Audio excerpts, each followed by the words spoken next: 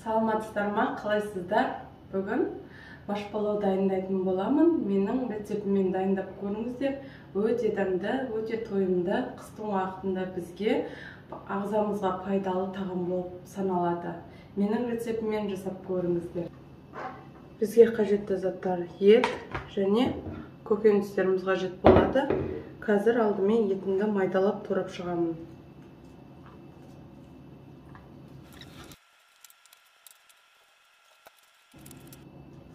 Өзіме керекті етті турап алдым. Енді қуырып бастаймын. Отты қосып,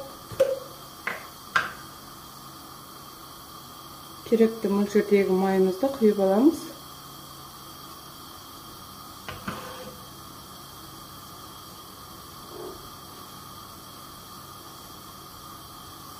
Жақсылап майды қыздыртып аламыз. Қызғаннан кейін барып үстіне етті салып қуырып алатын боламын. Етті салып, жақсылап қып-қызыл болып қуыратын боламын.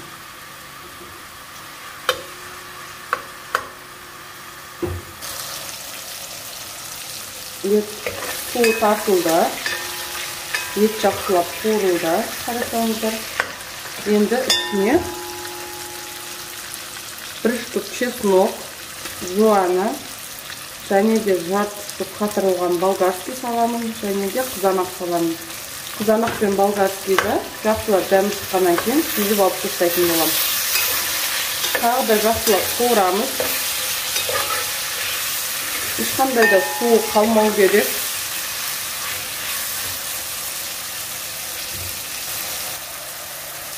Енді жуа барлығы қуырылғаннан кейін жақсылап үстіне сәбізімізді турап қосамыз. Сәбізді турап палауға турағандай турап қоссаңыздар болады. Жақсылап араластырып, тағы да қуырылғанын түсеміз. Бұған көп сәбіз қосуды қажет жоқ. Және де осы сәбіз қуырылып жатқан аралықта машымызды жуып тазалап бір қайнатып аламыз. Өйткені машты білесіздер, пісуі ұзақ. Бір қайнағаннан кейін суын төгіп, қайтадан жуып тазалап қосатын боламын.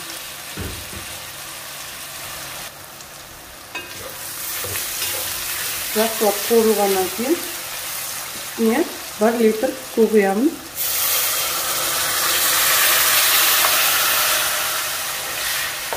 Бұл тамаққа ешқандай дәмдеуіш қосудың қажеті жоқ. Ешқандай дәмдеуіш қоспаңыздар, тамақтың дәмін құртып аласыздар.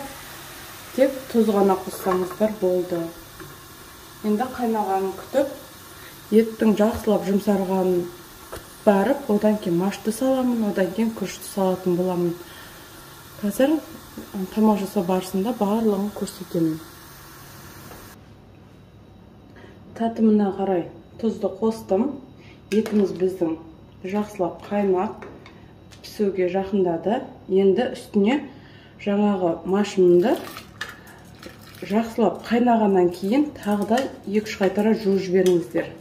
Өйткені қайнағанның уақыттың өзінде де машта жасыл болып кір су сияқты шығады. Машты салып, тағы да жақсылап қайнатамын.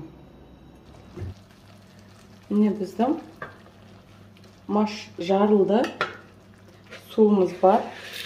Маштың үстіне енді күрішті саламын. Негізі маш пен күріштің разницасы 2 кесе маш қоссаңыздар, 1 кесе күріш қосасыздар. Сонда бұл маш палау болады. Күріші көп болып кетсе де, ол жақсы шықпайды. Сондықтан 1-ге 1 қоспай, 1-ге 2-ге 1 рет қосасыздар. Міне маш жарылды әбден. Үстіне 1 кесе толтырып күріш салдым.